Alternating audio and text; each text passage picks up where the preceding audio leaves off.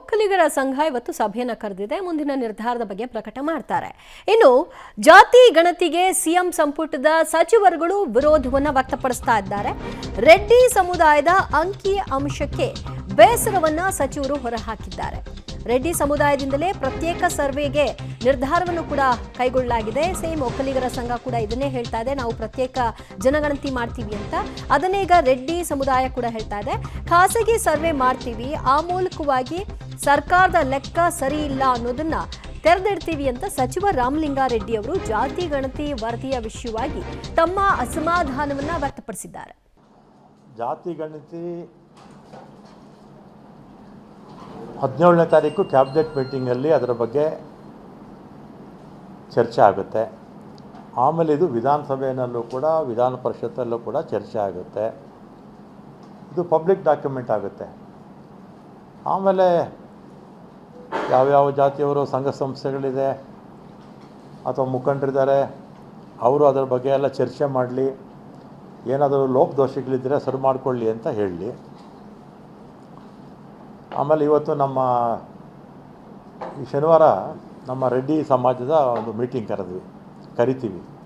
ಮತ್ತು ಇವತ್ತೆಲ್ಲ ಮುಖಂಡರೆಲ್ಲ ನಾವು ಸೇರಿ ಜಾತಿ ಗಣತಿ ನಮ್ಮದು ಈ ಜಾತಿ ಗಣತಿ ಪ್ರಕಾರ 7.5 ಲಕ್ಷ ಇದೆ ನಮ್ಮದು. ಅದಕ್ಕೆ ನಾವೇನು ಮಾಡ್ತೀವಿ ಅಂದರೆ ನಮ್ಮ ರೆಡ್ಡಿ ಸಮಾಜದ ಎಲ್ಲ ಜಿಲ್ಲಾಧ್ಯಕ್ಷರುಗಳಿಗೆ ಒಂದ್ಸಲ ವೆರಿಫೈ ಮಾಡಿ ಅಂತ ಹೇಳ್ಬಿಡ್ತೀವಿ.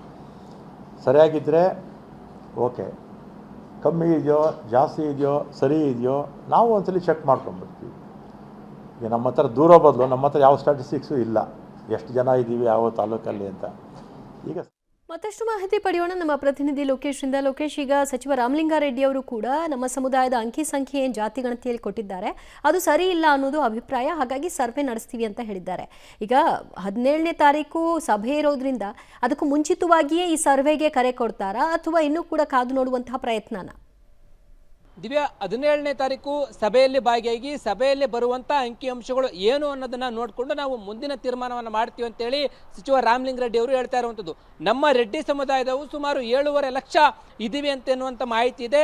ನಮ್ಮ ಸಮುದಾಯದ ಸಭೆಯನ್ನು ಈ ಶನಿವಾರ ಕರೀತಾ ಇದ್ದಾರೆ. ಪ್ರಮುಖ ಮುಖಂಡರು ಮತ್ತು ಪ್ರತಿನಿಧಿಗಳು ಸಭೆಯಲ್ಲಿ ಭಾಗಿಯಾಗ್ತಾರೆ. ಅವರಿಂದ ಕೂಡ ಅಭಿಪ್ರಾಯವನ್ನು ತೆಗೆದುಕೊಳ್ತೀರಿ, ಎಷ್ಟು ಜನ ಇದ್ದಾರೆ ಏನು ಅಂತೇಳಿ ಅಭಿಪ್ರಾಯವನ್ನು ಸಂಗ್ರಹ ಮಾಡಿ ಸರ್ಕಾರದಿಂದ ಜಾತಿ ಗಣತಿ ವರದಿ ಪ್ರಕಟ ಆದಮೇಲೆ ಏನಾದರೂ ವ್ಯತ್ಯಾಸ ಇದ್ದರೆ ತಾವು ಒಂದು ಖಾಸಗಿ ಸರ್ವೆಯನ್ನು ಮಾಡಿಸ್ತೀವಿ, ಖಾಸಗಿ ಸರ್ವೆಯನ್ನು ಮಾಡಿಸಿ ಇಷ್ಟು ಜನ ನಮ್ಮ ಸಮುದಾಯದವರು ಇಷ್ಟು ಜನ ಇದ್ದಾರೆ, ನೀವು ಕೊಟ್ಟಿರುವಂಥ ಲೆಕ್ಕ ತಪ್ಪಿದೆ, ಸರಿಪಡಿಸಿ ಅಂತೇಳಿ ಸರ್ಕಾರದ ಮುಂದೆ ಪ್ರಸ್ತಾಪ ಮಾಡುವಂಥ ಕೆಲಸವನ್ನು ಮಾಡ್ತೀವಿ. ವರದಿ ಬಿಡುಗಡೆ ಮಾಡಲಿ, ವರದಿ ಬಿಡುಗಡೆಗೆ ಮುನ್ನ ನಾವು ಖಾಸಗಿ ಸರ್ವೆಯನ್ನು ಮಾಡೋದಿಲ್ಲ, ಬಂದ ಬಳಿಕ ನಮ್ಮ ಸಮುದಾಯದ ಸಂಖ್ಯೆ ಎಷ್ಟಿದೆ ಅಂತೇಳಿ ನಾವು ವ್ಯತ್ಯಾಸ ಆಗಿರೋದನ್ನು ಸರಿಪಡಿಸಿಕೊಳ್ಳುವಂಥ ಕೆಲಸವನ್ನು ಮಾಡ್ತೇವೆ. ನಮ್ಮ ಸಮುದಾಯದಲ್ಲೇ ಉಪಜಾತಿಗಳಿವೆ, ಅವುಗಳ ಸಂಖ್ಯೆನೂ ಕೂಡ ಈಗ ಜಾಸ್ತಿ ಆಗಿದೆ ಅನ್ನುವಂಥದ್ದು ರಾಮಲಿಂಗಾರೆಡ್ಡಿ ಅವರು ಹೇಳ್ತಾ ಇರುವಂಥದ್ದು.